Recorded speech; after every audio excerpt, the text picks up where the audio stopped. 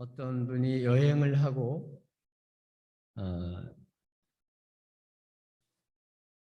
느낀 것을 얘기하는 얘기를 들었습니다. 그 얘기는 혼자 외국을 여행을 했을 때는 한 일주일만 지나도 집에 갔으면 좋겠다.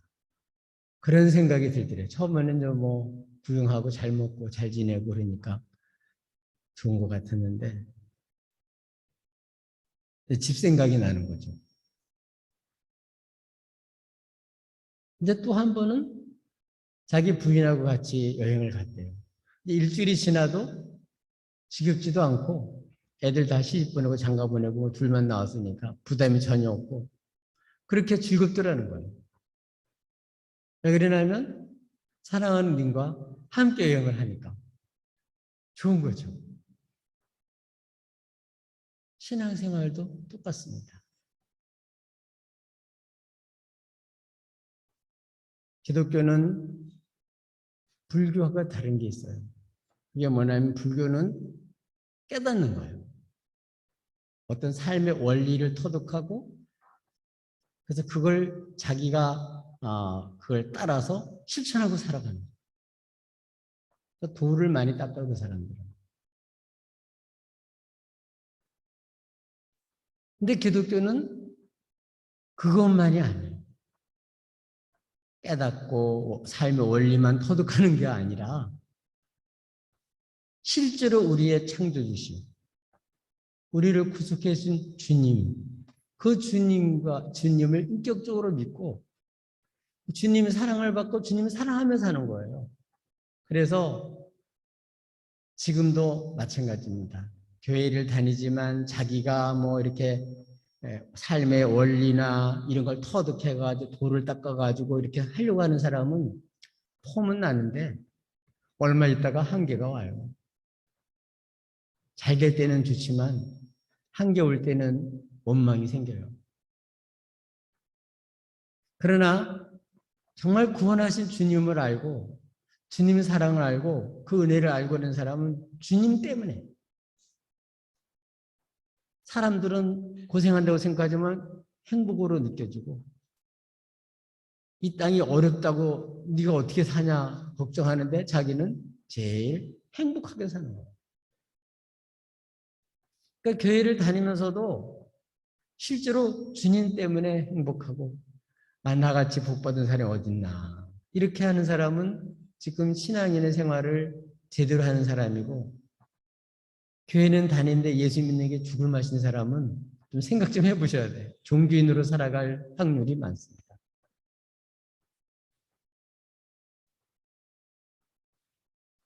실제로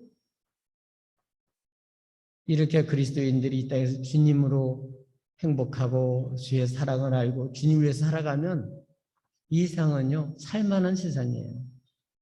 고생하고 힘들면 힘들수록 그만큼 주님을 위해서 내가 사랑할 수 있는 기회고 사랑의 표를 주님 앞에 드릴 수 있는 기회이기 때문에 오히려 더 행복하고 오히려 보람을 느끼고 그래서 본인이 행복하니까 세상 사람 날보러 아니하여도 나도 당신들은 눈꽃만큼도 부럽지 않네. 정말 예수님 때문에 이렇게 천국 생활하고 행복한 삶을 살아갈 수 있어요. 여러분 어떻게 종교인으로 사는 것 같습니까? 그렇지 않으면 정말 행복한 그리스도인으로 살아가고 있습니까? 오늘 본문은 주님은 어떤 사람에게 함께 하시는 것을 알려주시고 이런 확신을 가지고 행복하게 살게 하시는지를 말씀해 주고 있습니다. 우리 그리스도인의 믿음은 신념이 아니에요. 확실한 그런 내적인 증거가 있어요.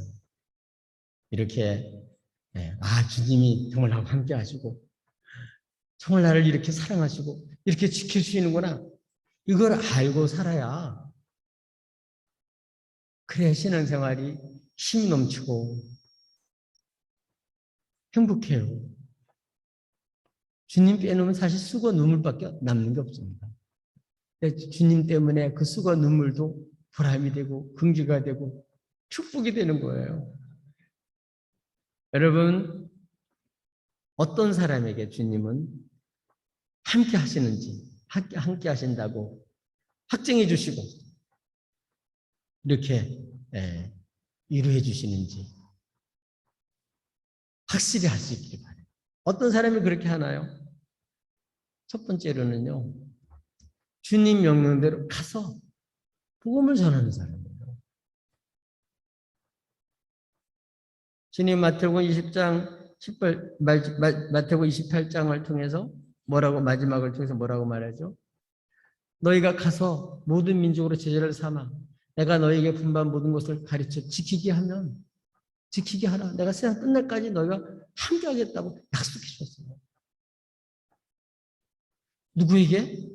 가서 모든 민족을 제자로 삼아서 아버지에게 성령 이름을 세례를 주고 주님 분반 모든 걸 정말 가르쳐 지키게 하는 이런 사람이에요. 이런 사람은 확실하게 내가 함께 한다고 약속을 해 주셨어요. 물론 다 함께 하지만 그런 확신을 가질 수 있게 그렇게 하는 분은 누구나 하면 실제로 가서 복음을 전하는 사람이에요. 그러니까 주님 나하고 함께 한다는 걸 모르는 거는 가서 복음을 전하는 삶을 살지 않는 거예요, 지금. 살면 반드시 함께 한다는 것을 주님이 알게 해주시고 확신도 주시고 증거도 주신다니까요. 바울은 아덴에서 복음을 전하다가 이제는 고넬료로 와서 전도회로 왔어요. 복음을 전하러 주님 말씀대로 고린도에 온 거죠. 그랬더니 하나님께 어떻게 역사하셨나 하면은 그때 한 49년 AD 한 49년 되었을 때였는데 로마의 황제 글라우디오라고 하는 사람이 칙령을 내렸습니다. 로마에서 유대인들을 다 떠나. 그래서 본도 출신인 아굴라라고 하는 사람이 자기 부인 브루스길라와 함께 이탈리아로부터 어디로 이사를 왔냐 하면 고린도로 이사를 왔어요. 참 놀라운 사실은요. 가서 복음을 전하다 보면 주님이 사람을 만나게 해주셔요. 참 복음 전할 때 제일 첫 번째가 사람 만나는 거거든요. 그러니까 복음 전하지 않으면 자기 이익 따라 취미 따라 어떤 생계 따라 이렇게 만나는데 복음을 전하다 보면 주님 중심의 사람들, 주님 사랑하는 사람들의 만나게 하시는 만남이 있는 거예요. 그게 달라요. 만남도 그냥 만남이 아니에요. 주님이 만나게 한 사람을 만나는 거예요. 다른 인간관계는 정리될지 모르지만 주님이 딱 붙여주는 사람이 있다고요. 근데 누굴 만났다고요? 이 아굴라 부부가 이사 오니까 바울이 찾아갔어요. 근데 만났는데 가보니까 공통점이 있는 거예요. 이 사람을 만나고 복음을 전하려면 접촉점이 있어야 되잖아요. 공통점이 있어야 되는데 공통점이 뭐냐면 이스라엘 사람들은 어디 가든지 먹고 살 수 있는 기술을 하나씩 다 가지고 있어요.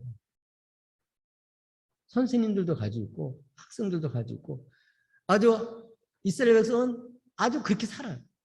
그러니까 돈 없어도 그 기술 가지고 있으니까 어디 가도 살 수 있는 거예요. 그러니까 꼭 돈만 있어야 되는 건 아니에요. 그것도 우리가 좀 배워야 될 것 같아요.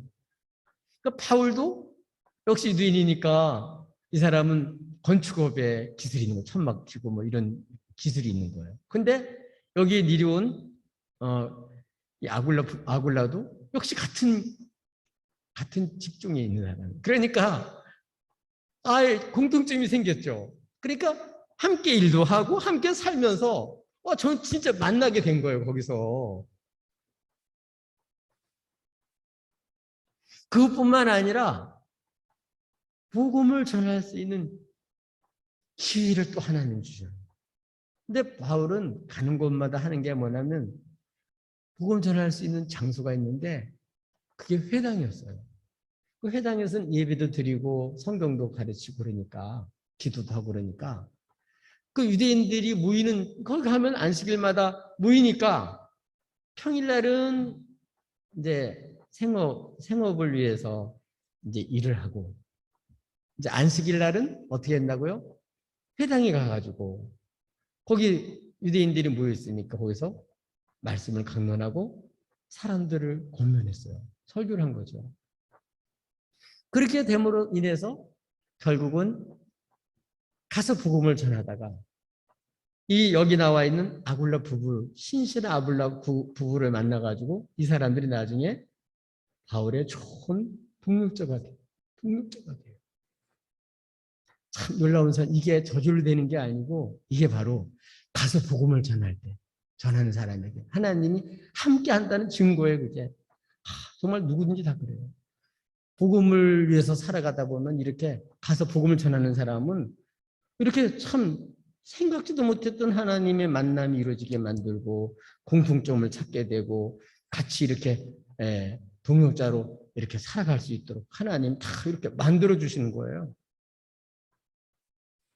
이렇게 해서 주님이 함께 한다는 것을 하나님께서 말씀해 주신 거죠. 여러분, 그러니까 우리들도 하나님 함께 했다. 이게 막연히 그런 게 아니고 누구에게 확실히 할 수 있냐면 주님 말씀대로 가가지고 집에 가만 앉아 있고 교회 오기만 기다리는 게 아니고 이사 오는 집에 가서 복음을 전하다 보면 거기서 하나님 만나게 하는 사람이 있는 거예요. 지금 이제 환자들도 방문하지 못하고 이사하는 사람들이 지금 참 방문하는 게 어려워서 그렇긴 한데 어떻든 가서 복음을 전하다 보면 하나님이 이렇게 함께 하시는다는 걸 어떻게 알냐면 그게 좋은 하나님 만나게 하는 사람 만나게 함으로써 하나님께서는 함께 한다는 것을 알게 해주세요. 저 여러분들 이렇게 복음 전하다가 이렇게 좋은 동역자 만나가지고 동역자로까지 세워지는 이런 축복이 있기를 주님의 이름 축복합니다. 또 주님은 어떤 사람에게 함께 하셔서 위로해 주시고 해치지 못하게 하겠다 이렇게 확증을 갖게 해 주시니까 약속을 해 주시니까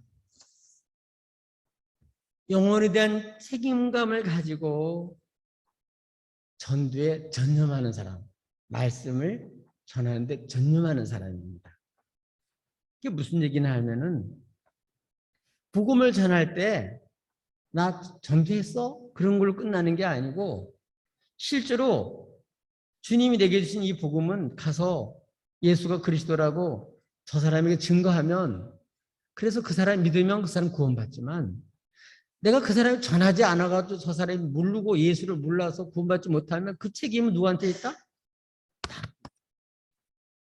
영혼에 대한 책임의식을 가지고 아주 완전 여기 말씀에 붙잡혔다는 얘기 말씀에 전념했다는 거예요. 복음 전한 일에 전념했다는 거예요. 어떻게 그렇게 할 수 있었나 하면은 여기에 실라와 디모데가 마게도니아부터 왔기 때문에 그래요. 이 사람들은 사도 바울의 동역자요. 또 디모데 같은 경우는 제자죠. 복음 전하다 다 만난 사람들이에요. 그런데 이 실라와 그리고 이 디모데는 각각 데살로니가 빌립보에서 사역을 하던 사람인데 이제 거기서 고린도로 이렇게 올 때에 그 교회에서 선교 헌금을 준 거예요. 그러니까 선교 헌금을 가지고 오니까 이 사람들이 가져와 자기가 쓰는 게 아니잖아요. 복음 전하려고 받은 거니까. 그러니까 사도 바울이 그때부터는 생업에 나가지 않아도 거기는 손 놓고 온전히 복음 전하는 일에 전념할 수가 있게 된 거예요. 그럴 때 놀라운 일이 또 생겼어요. 참 이렇게 말씀 전하는 일에 전념한다는 것은 얼마나 축복인지 몰라요. 이렇게 말씀에 전념할 수도 있고 또 바울과 디모데처럼 전념할 수 있도록 또 여러 교회처럼 도와두는 것도 마찬가지예요. 이렇게 말씀을 전하는 일에 전념하다 보니까 어떤 일이 생겼냐? 회당에서 유대인들이 대적을 해가지고 비방을 막 하는 거예요. 공적으로. 그냥 일주일에 안식일만 와서 이렇게 그냥 복음 전할 때는 괜찮았는데 아주 그거를 계속해서 아주 전력을 계속 하다 보니까 그게 뚜렷하게 드러날 거 아니에요. 그러다 보니까 반응이 시원찮아요. 싸한 거예요.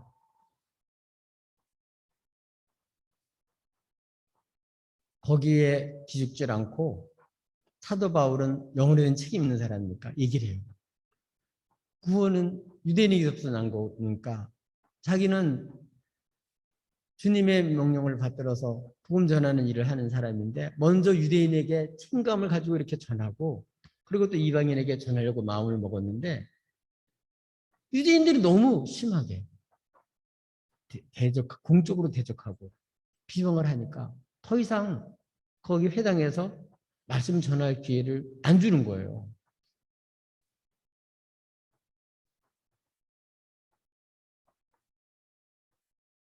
뭐 지금으로 말하면 설교하다가 교인들이 이제 나가라고 이제 설교 그만하고 가라고 막 이런 거나 얼마나 그 분위기가 정말 그렇게 심각했겠어요. 이게 보통 일이 아니잖아요. 그러니까 이 영혼을 사랑하는 마음이 있으니까 이제 나는 옷을 털면서 난 너희들의 피에 대해서 깨끗하다. 내가 복음을 전해서 듣게 되면 살지만 내가 안전해서 복음을 안전해서 죽게 되면 저들 책임이잖아요. 난 나로서 책임 다 했다. 그래서 나는 이제는 옷을 턴다는 얘기는 이제 이렇게 거부하는 거니까 나도 이제는 너희들이 거부했기 때문에 나는 어떻게 한다고 이제는 주님 명령대로 이방인에게 이제 전적으로 복음 전하는 이방인에게 이제 간다. 이게 하나님의 경륜이에요. 그래서 이방인의 수가 차기까지 그래서 이 유대인들이 시기가 나가지고 이제 다시 들어올 때까지 그 이방인 수가 차릴 때까지 그런 일이 생기거든요. 이게 하나님의 섭리예요. 그러니까 이제는 방향이 바뀐 거예요. 이제는 유대인 중심으로 지금까지는 했는데 이제는 이 사건으로 인해서 어떻게 해요? 이방인에게 복음을 이방인에게 가겠다. 이렇게 해서 이제 거기 회당에서 나왔어요. 그리고 회당에서 나왔는데 어떻게 됐을까요? 거기서는 이제 말씀을 못 전하는 거예요. 그 회당에서는. 그런데 하나님을 경외하는 디도 유스도라고 하는 사람이 그 회당에 출석을 했었는데 주의 말씀을 듣고 이 사람은 하나님을 경외하는 사람이니까 바로 그 집에 들어가서 거기서 말씀을 전하기 시작한 거예요. 그러니까 이제 회당이 아니라 이제는 하나님을 경외하는 그러한 집에서 말씀을 전하는 그리고 말씀을 듣는 새로운 공동체 거기서 생긴 거예요. 놀라운 일이죠. 더 놀라운 사실이 생겼는데 그러니까 회당에서 쫓겨났다고 복음이 전파되지 못하는 게 아니라 오히려 정말 하나님을 경외하는 기도 유수도 가정에서 복음을 전하게 됐고 그 회당의 책임자, 회당장이에요. 회당장 그리스도라고 하는 사람, 이 사람이 거기 와가지고 다 온 집안이 복음을 듣고 예수를 믿고 온 집안이 다 세례를 받은 거예요. 그러니까 유대인의 대표적인 사람이 바울에게 넘어왔으니까 얼마나 그들이 열받치겠어요. 얼마나 큰 충격이 있겠어요, 그들이. 이렇게 주님은 말씀에 사로잡혀가지고 비방 가운데서도 자기 영혼에 대한 책임을 복음 전하는 그런 책임을 다 감당하다 보니까 이게 배척도 당했지만 하나님은 또 이렇게 장소도 좋은 사람도 만나고 아니 거기에 대표적인 사람들이 집안이 다 예수를 믿게 됐으니까 얼마나 그게 큰 위로가 됐겠어요. 좋은 결실을 보게 된 거죠. 이렇게 하나님은 함께 하셔서 비록 복음을 전할 때 뭐 대적하고 비방도 받지만 그걸로 인해서 생각지도 못했던 좋은 사람들을 만나가지고 하나님 진짜 경외하는 사람 만나가지고 정말 이렇게 제일 대표되는 그런 집안이 다 예수를 믿게 됐으니까 얼마나 큰 힘이 되고 위로가 됐겠어요. 이게 주님이 함께 하신 증거예요. 지금도 그런 일은 일어납니다. 세 번째로는 어떤 사람에게 주님께서 함께 하신다는 확신을 주시나 그래서 보혜시나 주의 명령을 듣고 그래서 이 사람은 거기서 얼마 동안 있었냐면 마음을 잡고 이 사람은 주의 명령을 받고 주의 백성을 보는 거예요. 그리고 담대히 말씀을 전하는 사람에게 주님은 함께한다는 확신을 주셔요. 그러니까 복음 전하다 보면 대적자를 보면요 도저히 복음 못 전해요. 그러니까 뭘 봐야 된다고요? 주의 백성을 봐야 돼요. 주의 백성들은 복음을 듣게 돼 있고 믿게 돼 있고 돌아올 거예요. 아멘. 누굴 보고 전도해야 된다고요? 비방하고 안 믿고 대척하는 사람은 볼 거 없어요. 하나님 마음 열어주시고 믿게 하는 사람, 듣고 받아들이는 사람을 할 수 있지. 우리가 억지로 못 믿게 하는 못해요. 우리 주님이 열어주시는 대로밖에 할 수가 없어요. 그런데 주님께서 이렇게 비록 대적을 받고 나와서 이렇게 다른 곳에 와서 이제 예수를 믿는 사람이 생겼는데 어느 날 밤에 주님께서 환상 중에 놀라운 위로와 약속의 말씀을 주셨어요. 그게 뭐냐면 환상 가운데 주님, 부활하신 주님께서 나타나셔서 살아신 주님께서 말씀하시기를 두려워하지 말며 침묵하지 말고 말하라. 내가 너와 함께 있음에 어떤 사람 너를 대적하여 해롭게 할 자가 없을 것이다. 왜냐하면 이 성중에는 내 백성이 많다. 이게 얼마나 못 보던 건데 주님이 이 성에는 내 백성이 앞으로 예수를 믿고 구원받을 내 백성이 많이 있다. 반대하는 사람만 많고 믿는 사람 조금이었는데 하나님의 백성이 많다. 주님 말씀하시고 그러니까 뭐라고요? 기죽지 말고 두려워하지 말고 침묵하지 말고 말하라는 거예요.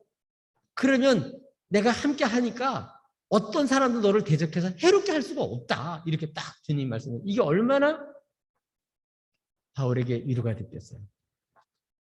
고린도전서의 기록 5장의 고린도전서에 기록된 걸 보면요. 사도 바울은 이 고린도에 왔을 때 힘이 떨었대요. 대적자들이 대적하고 비방하지. 또 고린도 교인들이요. 우상 숭배, 그다음에 행음 이런 게 아주 심한 동네여서 이 고린도는요. 다른 동네 사람들이 말하기를 남봉꾼들이다 이렇게 할 정도로 아주 그냥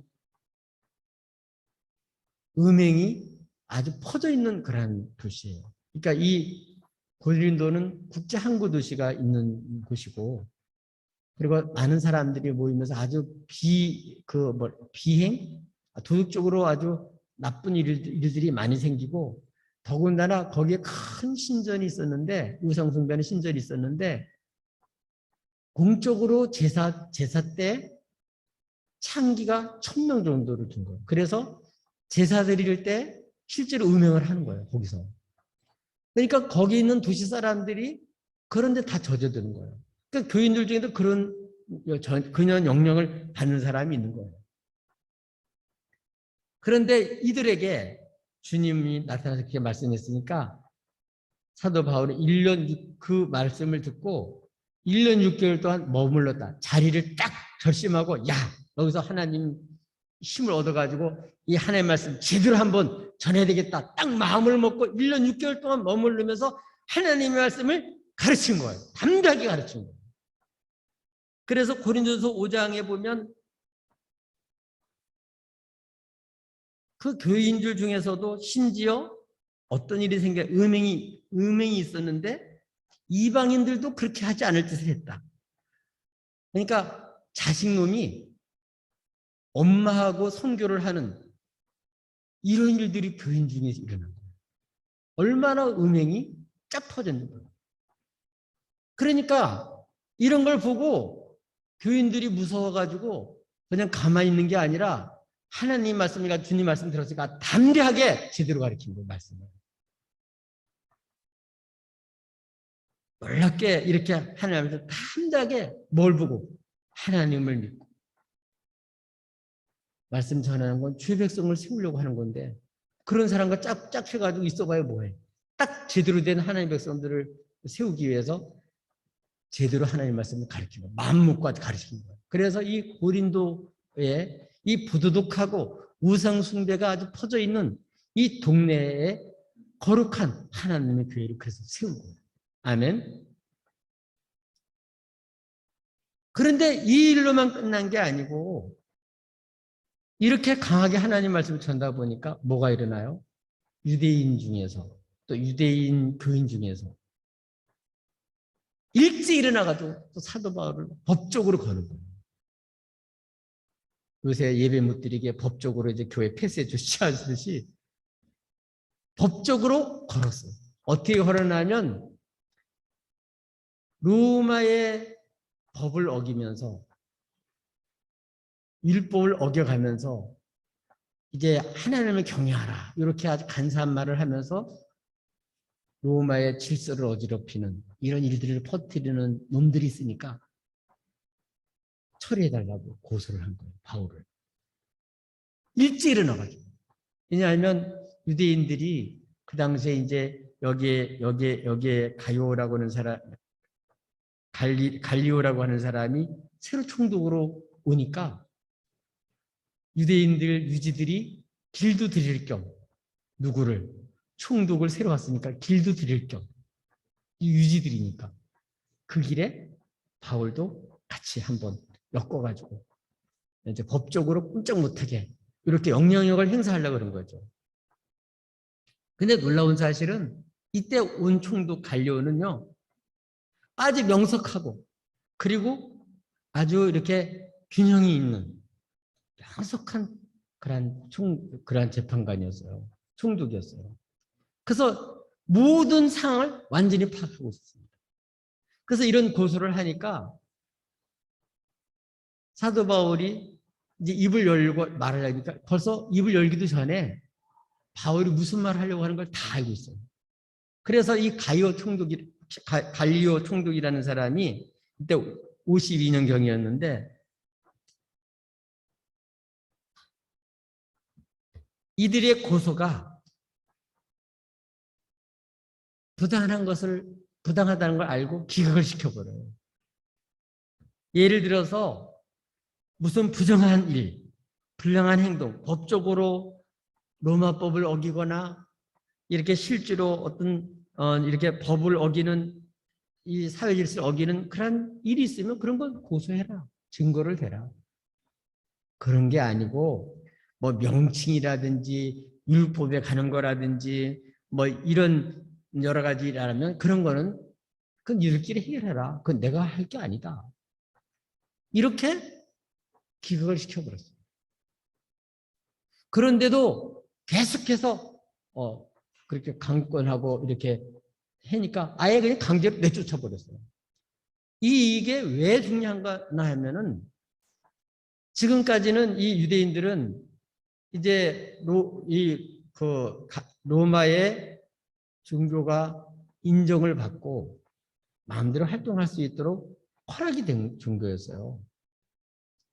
근데 이제 유대인들이 이 기독교는 그 로마에서 인준받은 그러한 것이 아니라고 해서 내쳐가지고 로마의 질서법을 어기는 걸로 엮어가지고 법적으로 전하지 못하게 하려고 그런 거였어요. 만약 이것이 기각이 되고 받아들였더라면 완전히 복음의 문이 완전히 닫혀버린 거예요. 근데 명석한 이 갈리오를 하나님 그때 딱 판단을 잘하게 만들어서 계속해서 복음을 이제는 공적으로 전해도 들 수 있게 된 거예요. 우리나라도 이 코로나 바이러스 4단계라 그래가지고 예배를 아예 못 드리게 한 거예요. 근데 이제 막 사람들이 고소하고 계속 예배 드리면서 이렇게 하다 보니까 이제는 19명까지 드리게 하다가 또 법적으로 그게 자기들이 무리인 거라 하니까 99명까지 하는데 이것도 또 무리예요. 지금 방어복 입고 지금 뭐 숫자 관계없이 계속 예배 드리는 교회가 일어나서 패스 주치다고 그러는데 이렇게 하기 때문에 법적으로 그래도 지금 우리가 예배를 드려도 이게 괜찮아요. 그래서 19명밖에 못 모이고 모이는 게 불법일 뻔했어요. 우리나라도. 대면 예배라는 얘기는 예배 드리지 말라는 소리예요. 이게 그들이 이 대항을 하고 해서 이게 자유가 돼서 이렇게 마음껏 새벽 기도도 할 수 있고 이렇게 공적인 예배가 가능하지, 그게 대면 예배를 못 드리려면요, 지금 다 불법이 되는 거예요, 지금. 그때도 마찬가지로 아주 법적으로 복음을 못 전할 뻔했는데 하나님 지금 합게 하셔서 해봤지 않게 법적으로도 딱 기각시켜버린 거예요. 아멘. 이렇게 해서 하나님 보여주셨어요. 더 놀라운 사실은 이 회당장 그리스도보가 전임 회당의 장이었는데 그 후임으로 소수대네라고 하는 사람이 그 회당장의 장이 됐어요. 회당장이 됐어요. 근데 그 사람을 분풀이로 사람들이 데려다가 그 사람을 때렸어요. 공적으로. 그들이, 유대인들이 때린 거예요. 근데 갈릴레오는 창간하지 않았습니다. 이 일로 인해서 어떤 일이 생겼을까요? 이 소수대라는 사람도 이제 유대인들이 행하는 나쁜 짓을 아니까 그걸 그만두고 이 사람도 예수를 믿고 고린도서 1장 1절이면 형제가 됐어요. 동육자로 바뀌어버려요. 이 후임 회당장도 예수를 믿고 좋은 믿음의 형제가 된 줄로 믿습니다. 그러니까 해봤지 않고 하나님이 이렇게 지켜주신 거죠. 또 복음을 계속 전할 수 있도록 길 열어주신 거죠, 하나님이. 이렇게 해서 하나님이 함께한다고, 주님이 함께한다고, 살아계신 주님이 함께한다는 사실을 확증해 주심으로써 바울은 얼마나 그게 위로가 됐겠어요. 그 핍박 중에 정말 분위기 싸하고 예수 믿으면 불법 단체로 몰아가려고 그랬었는데, 그래서 아예 범죄자 취급, 복음을 전하는 바울을 범죄자 취급해서 꼼짝 못하게 해서 좀 바울이 인간적으로 심이 덜덜 떨었다는 고린도 있을 때, 근데 주님이 나타나가지고 환상을 보여주시면서 두려워하지 말라, 침묵하지 말라, 말하라. 내가 너와 함께 있음에 아무도 어떤 대적도 너를 해할 수 없을 것이다. 이 성주는 하나님의 백성이 많다. 마음을 잡고 1년 6개월 동안 그렇게 집중적으로 단단히 마음 먹고 하나님의 말씀을 제대로 가르쳤더니 이렇게 놀라운 일이 일어났습니다. 아멘. 주님이 함께 하시는 증거죠. 이렇게 주님은요, 옛날만 그럴까요? 지금도 함께 하셔요. 근데 함께 하는 걸 어떻게 할 수 있냐? 오늘 앞에 있는 것처럼 가서 정말 복음을 전하고 영혼에 대한 책임감을 가지고 정말 이 말씀을 정말 살리려고 그렇게 정말 말씀을 전하는 데 전념하고, 그리고 이제 주님 말씀을 읽고 두려워하지 않고, 대적을 두려워하지 않고 주님을 읽고 아주 말씀대로 담대하게 복음을 전하면요, 실제로 주님이 함께 하시는 것을 확신을 주시고 알게 해주시고 증거도 주셔요. 그러므로 주님 때문에 행복하게 되고, 주님 때문에 안심이 되고, 주님 때문에 여러분 세상에서 정말 이렇게 구원하는 귀한 사역을 계속 할 수 있는 거죠. 정말 지금이야말로 예배, 코로나 바이러스 핑계로 예배를 안 드리고 못 드리게 하는 이러한 때에 일수록 정말 하나님이 함께 하시는 증거를 확신 있게 가지는 교회, 이런 주님이 정말 함께 하셔서 이렇게 위로받고 힘 얻어서 이 우리에게 주신 사역을 더 잘 감당할 수 있는, 주님 때문에 행복한 우리 그리스도인들이 되시기를 예수님의 이름으로 축복합니다.